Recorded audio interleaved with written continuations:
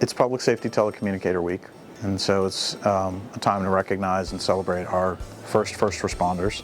But much of what we do here requires us to have a degree of technology and reliability so that they don't have to worry about that. They can work on a daily basis and be able to support our first responders in the field without necessarily having to worry about what's happening in the background. So we have a whole team that does that.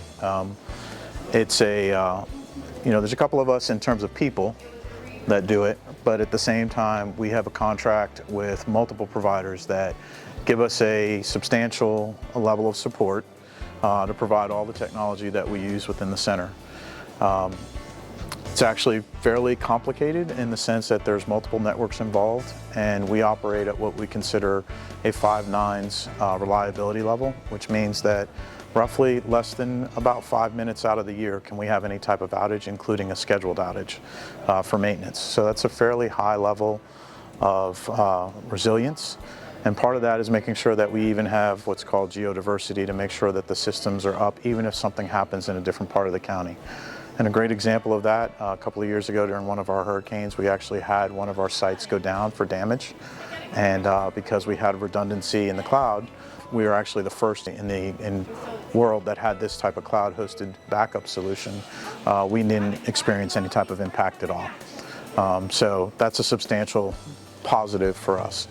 But a lot of that takes a lot of coordination, and it's a team effort to make that happen.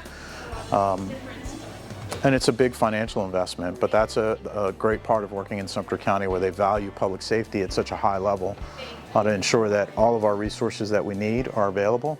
And then we're cognizant of what that requires from us to be able to deliver those services. A good example of that is even most recently we have a new grant application that went through, and we're actually deploying all new 911 equipment in Sumter County. That grant's about $2.7 million and will be completed later this summer.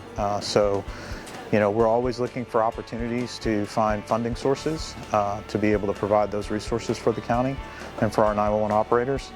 And to be able to give them the resources so that honestly they don't have to stress over it. When you look at the screens that they're involved in, I mean they've got 6 screens up on most of these workstations, and that's a lot of energy and effort for them to multitask and to be able to strain walking through that. It's a stressful environment.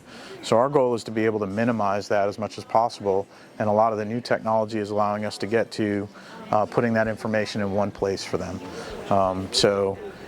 For us, what's important is that we want them to have a degree of confidence that if something happens, that, from a technology perspective, that they have the resources there, that they don't have to worry about something actually impacting their ability to do their job. So I think in general, I'm very proud of the resources that we provide and the support that we have from the county, but I'm super proud of the team that we have here.